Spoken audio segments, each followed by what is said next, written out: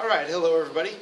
Today I'm talking about an issue that is near and dear to my heart. This is the roots of my origins as an American and as an American citizen, and this is just really fascinating stuff. So what we're going to talk about today is old immigrants versus new immigrants, and what we would call nativists. Now, again, we were talking about the Industrial Revolution, and this particular phenomenon plays a tremendous impact in the Industrial Revolution. So let's take a look at it. This is lecture 34. We're going to analyze the changing patterns of immigration in the United States in the mid to late 19th century. This is going to correspond with key concept 6.2.1. So moving along, one of the things that I really like about this chapter is it is probably one of the easiest chapters to truly see the relevance of history on matters today. Many of the same themes that we'll be talking about, in this lecture with regard to nativist responses to immigrants and to immigration, and the claims that are being made are continuing to be made with regard to modern-day immigrants. Sometimes we forget the fact that pretty much everybody in the United States is descended from immigrants. We can't even really all say that we're all descended from legal immigrants because the processes for people coming into the United States have changed. Of course, the very first European immigrants, had no legal restrictions in coming, and then those legal restrictions are going to be applied a little bit later on, and we can discuss exactly what the consequences of those are. You may want to think about those consequences as we continue on with this particular lecture. But as we go along now, we have a situation where things are starting to shift. It looks like I'm not entirely on the... There we go. Hopefully this doesn't fall. Let's see here. Maybe move back a little bit. Okay, that should do the trick. All right. So what we're looking at here is a shifting in push and pull more push factors than pull factors. Traditionally, what was going on is we saw some political tensions in Western Europe in the beginning of the 19th century, but many of those were starting to play out. But what was happening is we were starting to see greater social instability happening in Eastern and Southern Europe. So when we take a look at some of these push factors for immigrants coming to the United States, we still see some of the same kind of things. Of course, the primary motivating factor is going to be the search for economic. There's a big shadow on my face. The primary push factor is going to be the search for economic opportunity, and this is going to be the major influence on American on people coming into the Americas. So we're seeing that. We're also starting to see. The United States is gaining a reputation for political and religious freedom, and consequently people who are not religiously or politically free are wanting to come here. And the biggest example of that in the late 19th century is going to be Jewish migrants coming in from Eastern Europe and from Russia, where there are tremendous stresses on them and persecution of Jewish citizens there that are coming to the United States. And probably one of the bigger factors, too, influencing this particular push is this was a time when there was tremendous population growth happening in Europe. And at the same time, part of that is because of Industrial Revolution, and at the same time, very similar factors for internal migration happening in the United States, in which people were coming from the farms, moving into the cities. Well, guess what? The same kind of thing was going on in Europe, except the cities in Europe were becoming way overcrowded, much more so than they were in the United States. And the United States had a faster developing industrial base at this time. So overcrowding in Europe, especially in Europe, is going to be an impetus for folks to come in. And we have to take a look at China as well. There are an awful lot of Chinese who want to come into the United States at this stage of the game because things are not getting better in China. Things are getting progressively worse. We're looking at the Taiping Rebellion. We're talking about droughts that are going to kill millions of people. It's really bad, really ugly stuff. And as far as the pull factors were concerned, well, the United States had the economic opportunities. The United States had an expanding industrial sector that was going on. We also see that that the United States also has existing immigrant groups, and there's already established immigrant communities here, and that makes it a little bit easier for people to come in. Of course, the availability of land and the possibility of gaining land was always a huge factor. But by the late 19th century, one of the big pull factors bringing people to the United States was this interesting little invention called the steam engine. Or the steam ship. And no longer do we see a time where you're going to get on these rickety-woody ships and try to come into cross an ocean like the Atlantic Ocean and try to come into the United States and take a considerable amount of risk. The steam engines were considerably less risky. And since it was less risky, it was faster for folks to get from Europe into the United States, there's going to be an increased number of people who are going to want to do just that. Now, that's not to say that this was necessarily a pleasant trip. In fact, most immigrants were coming in third class, or what was known as steerage. It was basically the storage hold, is where they stayed and where they slept in these ships, and they would have to travel across the country. And it was not a good thing. It wasn't dancing and singing like you see in the storage bin and the movie Titanic. It was a little bit more arduous than that, considerably more arduous than that. But if you're a poor immigrant, that's all you can afford. You're going to come in using that, doing what you can. Still a heck of a lot better than the old wooden ships. These immigrants are going to come in through two places. Of course, we the famous Ellis Island off of New York, and we also see, you may not see this here, but you should be able to see it in your notes, Angel Island as well. Is in San Francisco, where a lot of Japanese and Chinese immigrants are going to migrate. As far as Ellis Island in the 1900s, we're going to see a lot of people coming from Eastern Europe. And this is pretty much an example. So, for instance, when we take a look at waves of immigration, we see before the Civil War, maybe right up until about the 1880s, this region right here, let me do my little magic pen. This region here, we're looking at what we would call the old immigrants, and these old immigrants were largely people from England or Western and Northern Europe. So we're talking about England, Ireland, Germany. They tended to be a little bit better educated. And they were oftentimes Protestant, and they had some English language background. They had a very similar culture to England. Now, Ireland, the Irish immigrants that were coming in, escaping this potato famine, were oftentimes very, very poor, and they were also Roman Catholic. And they were oftentimes coming in for exactly the same reasons as immigrants who were coming in, would later come in, what we would call the new immigrants. And these are oftentimes exactly the same reasons why people are immigrating to the United States today. But either way, these were our old immigrants. You kind of see what's going on here. However, if we take a look at a little bit later down the road, let's see if I can expand this out a little bit. Nope, I can't. So if you take a look a little bit down the road now, we're talking about maybe from about 1880 to about maybe 1910 or so, 1917, 1914, we start to see a sharp increase of immigrants that were coming from different countries. They're coming from Eastern Europe, Southern Europe, and also, Chinese and Japanese are going to continue to come in. But the big change is happening with regard to Europe and the European shift in population. Now, these were folks who tended to be a lot poorer, less literate, less familiar with English, with less of a Western European background. So we're talking about Poles and Slavs, Italians and Greeks, Russians and Russian Jews, and Eastern European Jews.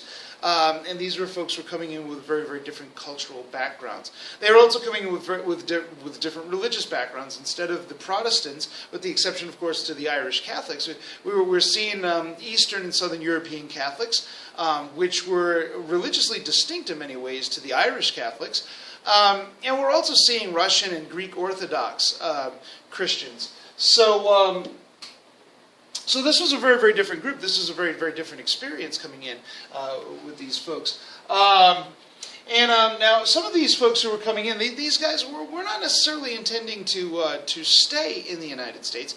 Many of them came to the United States with the intention of making enough money so that they could go back to their home communities and you know, live pretty well and establish themselves. And these were referred to as birds of passage. These were not going to be permanent immigrants. However, many immigrants were coming in and they were staying, and the immigrant population in the United States was growing. And in fact, in some places, in many of our major cities like Boston and New York, more than half of the workforce in those cities was in fact immigrant labor.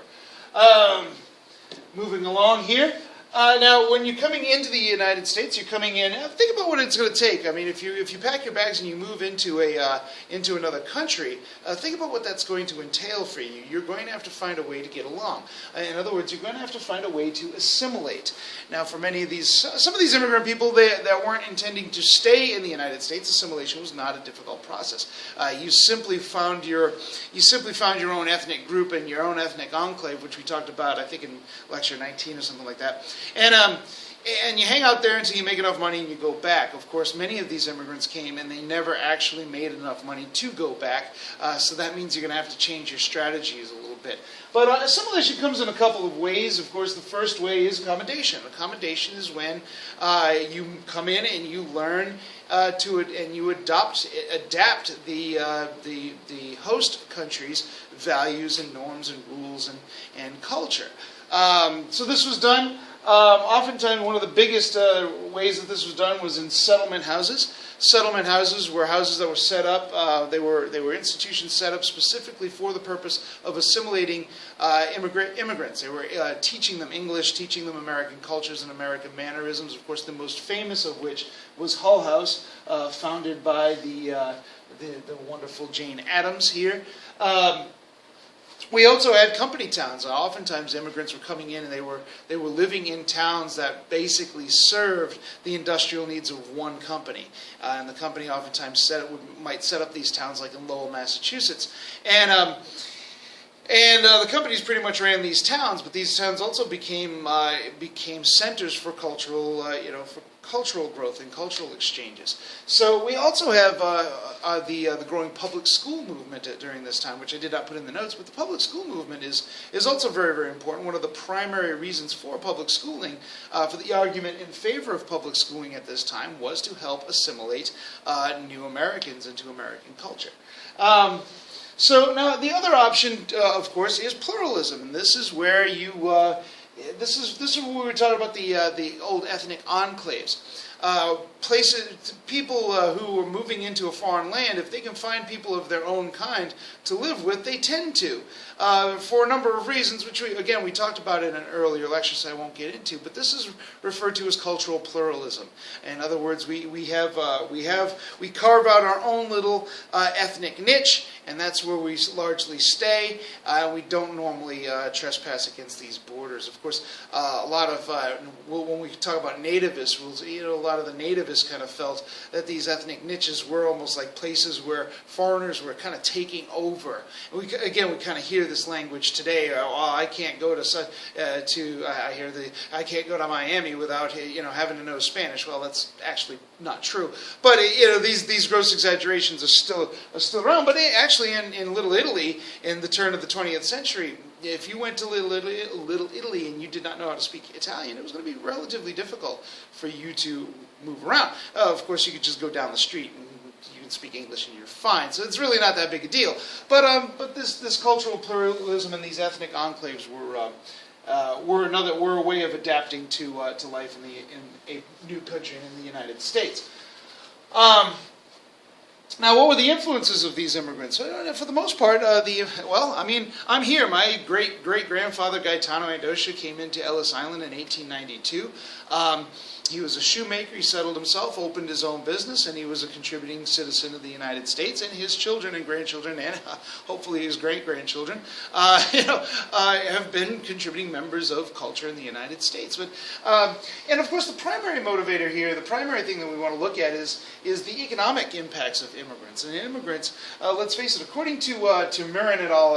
In the textbook Liberty, Equality, and Power, they concentrated in industries where work was the most backbreaking. Immigrants built the nation's railroads and tunnels, mined its coal, iron ore, and other minerals, stoked its hot and sometimes deadly steel furnaces, and slaughtered and packed its meat in Chicago's putrid packing houses. So this is a secondary source, so we're looking back.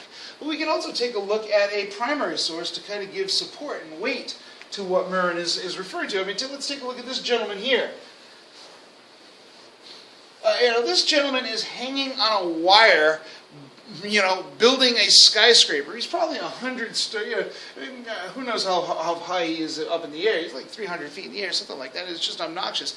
It's hard to see with this photograph, but you almost get altitude sickness looking at this guy in this particular picture. It's kind of crazy.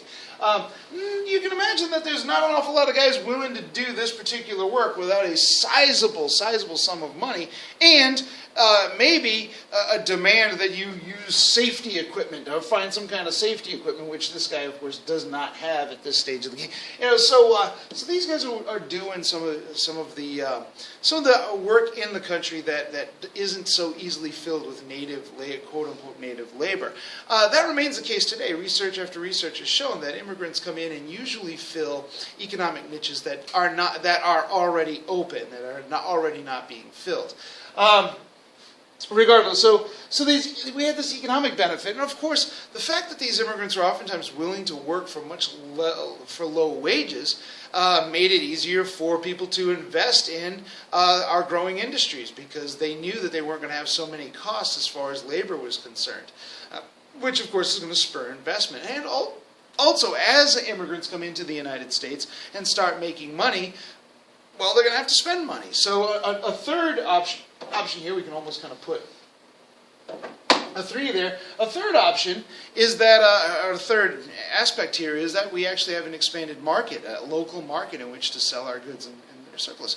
But also, and again, I think we can all find examples of these, but we also see, as a result of immigrants and immigration, that this tremendous cultural exchange. Anybody who likes pizza is a testament to that. Now, pizza is actually an American food that was created in Italian neighborhoods, in Italian communities. It was relatively cheap.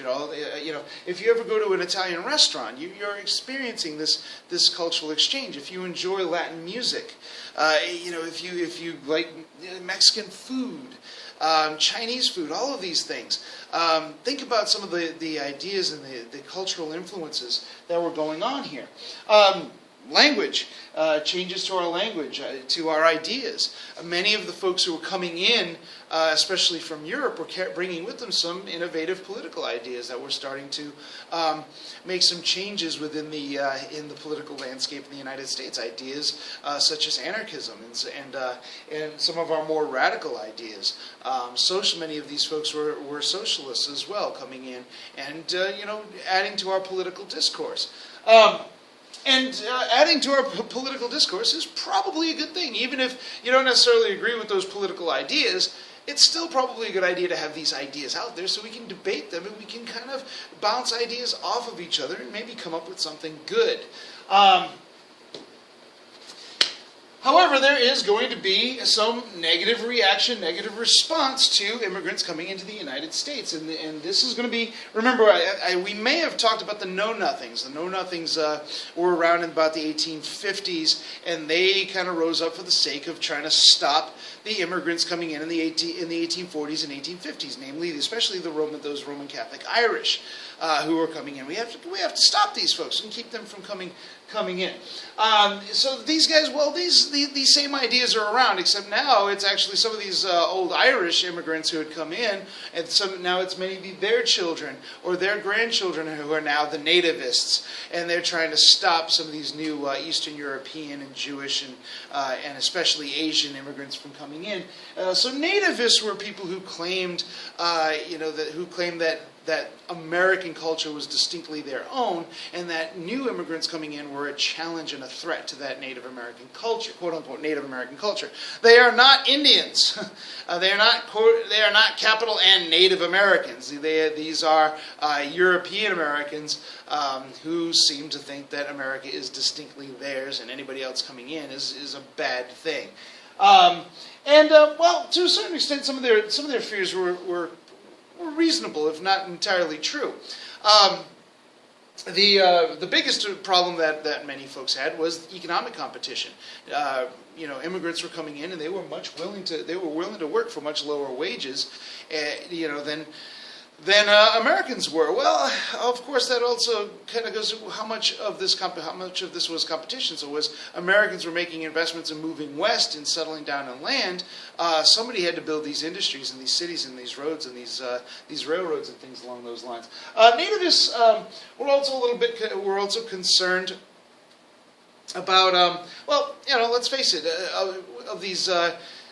It was just kind of good old-fashioned racism. These people were different from us. They don't look like us, act like us, think like us, talk like us, dress like us, play like us, eat like us, whatever. They have these strange Eastern European religions and these strange customs and weird foods and all this other kind of stuff. They're different. So we can't rule out good old-fashioned racism as far as a motivating factor for the nativists. And also, too, again, like I said earlier, many of these folks were coming in. They were bringing in with their new ideas. Many of these were radical political ideas, and some of them were very strange religious beliefs that flew against the traditional Protestant religion beliefs in the United States. So this was considered to be threatening as well. Unions had an especial problem with immigrants, in which they realized oftentimes that these immigrants were being used as strike breakers. In other words, you get your union together, you decide you're going to go on strike until the boss raises your wages or improves your working conditions, and bam, he says, all right, fine, you can leave. And he brings in a whole bunch of immigrants who just come in, and he's filling his factory with them. So this is known as a strike breaker. You see these guys coming in, either you stop the strike or you're going to be out of a job and you're out of luck. So immigrants were oftentimes used for this purpose. Now, we told you about the know-nothings. Well, the new iteration of the know-nothings during this period was called one of the parties called the American Protective Association, which is actually going to be politically active in trying to stop immigrants from coming into the United States. And we can kind of see, this is an image here. If we take a look at this primary source here, we see a gentleman. It's hard to see exactly what this guy is doing, but this gentleman is obviously a working man. He's got his family. He's on the street. His tools are in a bag, so he's obviously unemployed. He's trying to take care of his family. He's got a brand new baby, the whole 9 yards, and what does he see here? This is, of course, the factory. He's looking for a job. And, of course, in the background, you see the boss, and he's welcoming all these immigrants in to work in his factory while the American is unable to get a job. So, again, this is not contentious stuff. We hear many of these same arguments even today, regardless of what the actual data shows. So, what do we got going on here? There we go. And ultimately, the American Party Association. I'm sorry, I just lost my train of thought. Let me go back here real quick. Come on, go back. The American Protective Association. The American Party was a little bit different. Did eventually start getting some legislation put through in 1882. Laws were passed to keep out undesirable immigrants, and these were immigrants who were defined as criminal, mentally disabled, insane, that kind of thing. Also in 1885, laws were passed to restrict contract labor. This was very important. This was where businesses would actually go to other countries and literally hire people in those other countries and then bring them to the United States to work. So they made it illegal. So if you came to the United States and the guy said, well, do you have any prospects for a job? And you said, yeah, I have a contract right here that I'm going to work for. So, well, no, you're not going to be able to come in. And by the way, this meant that you had to be shipped back. And the people who were going to ship you back, who were going to pay to ship you back, were the shippers who brought you to the United States. So that meant that these shipping companies, regardless of what country they were from, they were going to be very, very careful about who they allowed on their ship. They were not going to have to pay for 2 passages.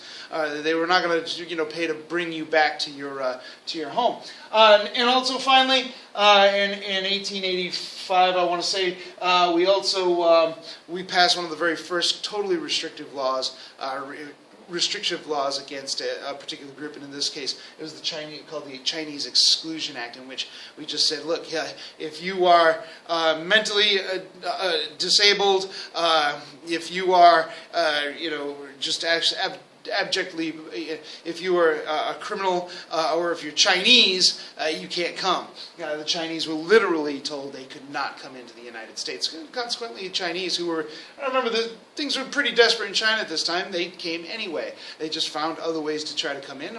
Many of them were among our first what we would call illegal immigrants. Ironically, in 1886, this is when we actually raised the Statue of Liberty. With, of course, the famous lines, "Give me your tired, your poor, your huddled masses yearning to breathe free. The wretched refuse of your teeming shore, send these, the homeless tempest-tossed, to me." Of course, the irony being that this was actually the time when we were starting to restrict the amount of tempest-tossed homeless people who were able to come into the United States. These things happen. Also, too, a Supreme Court case, Wong Kim, U.S. versus Wong Kim Ark, is actually going to say, hey, you know what, that part in the 14th Amendment where it says a person who's born and naturalized in the United States is a citizen, yeah, those guys meant that, and you have to actually follow through. So Wong Kim Ark was trying to be denied access to the United States, even though he was born in San Francisco, and the Supreme Court said, no, he's born in the United States, he's a citizen. And this is where we get our concept of birthright citizenship. Either way, I mean, the immigration that was happening during this time, during almost all of the 19th century, has always been a challenge to our concepts, or to American concepts, of what it actually means to be an American. And that challenge and the debates that go around that challenge is largely a healthy one, if we can have it without anger and we can have it without violence. So anyway, here's a brief history of immigration. I probably spoke about many of your families in this very brief repost. So have a good one.